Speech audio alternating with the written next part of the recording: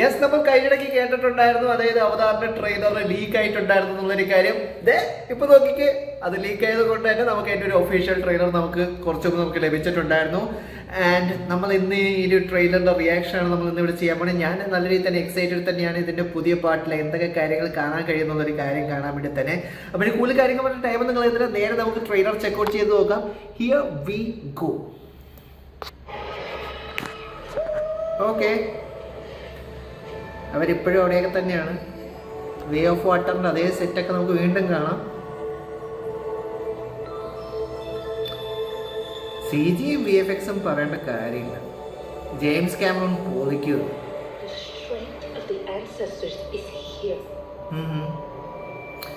അവരുടെ പിള്ളേര്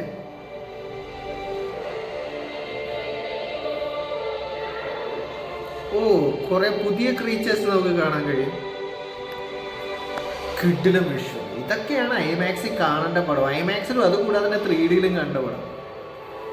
ഒരു വോൾക്കാനോ പീപ്പിളിനെ കണ്ടുപിട്ടു എന്നാണ് നമ്മൾ കേട്ടിട്ടുണ്ടായിരുന്നത്. ഓക്കെ,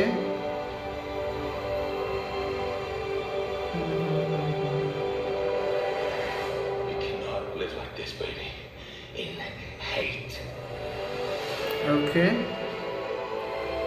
ഈ ക്രിസ്മസിനായിരിക്കും.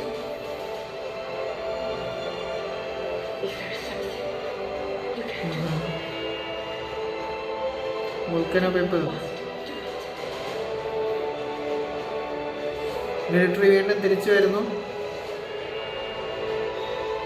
ഓക്കെ, പുതിയ ട്രൈബ്സിനെ നമുക്ക് കാണാം. ഈ ട്രൈബിനെ നമ്മൾ ഇതുവരെ കണ്ടിട്ടില്ല. പുതിയ ട്രൈബാണിത്.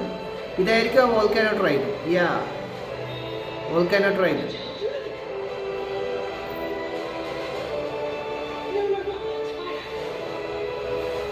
ഓക്കെ, എന്നാ ഇവര് എത്തി ഒന്നാണ്.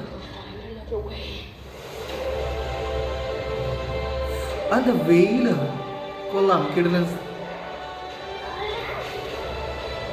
കുറെ ഏരിയൽ കോമാക്സ് നമുക്ക് ഇതിനകത്ത് കാണാൻ കഴിയും. ആക്ഷൻ സീക്വൻസ് പൊളിയായിരിക്കുന്നതിനെ പ്രതീക്ഷിക്കുന്നു.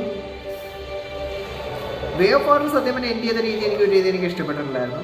സോ ആഷ് ആൻഡ് ഫയർ പൊളിക്കുമെന്ന് നമുക്ക് പ്രതീക്ഷിക്കാം. ഓക്കെ, നെയ്ത്രീവിയസ് ആരാണ്? Not dominion here. Okay, Avatar fire and ash. December 19 ഇത് റിലീസ് ചെയ്യാൻ പോകുന്നത്.